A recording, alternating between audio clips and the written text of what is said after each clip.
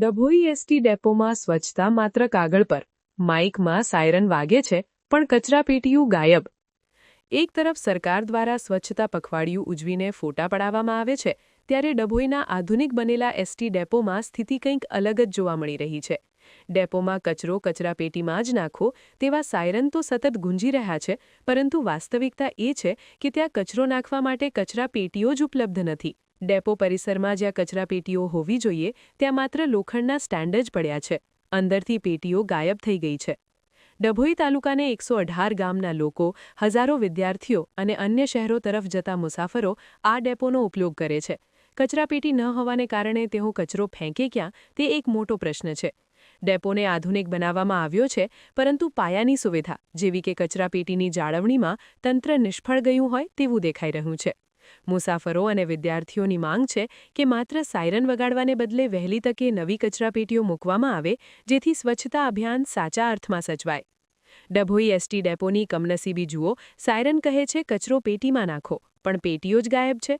સ્વચ્છતા અભિયાનના લીરે લીરા ઉડી રહ્યા છે. ડભોઈ ડેપોમાં કચરાપેટીના નામે માત્ર લોખંડના હાડપિંજર દેખાય છે. તંત્ર જાગો. ડભોઈ ડેપોમાં 118 ગામના મુસાફરો કચરો નાખવા કચરાપેટી શોધી રહ્યા છે. ફોટા પડાવવાનું બંધ કરો, સુવિધા આપો. ડભોઈ એસટી ડેપોમાં કચરાપેટીઓ મૂકવા પણ માંગ ઉઠી રહી છે.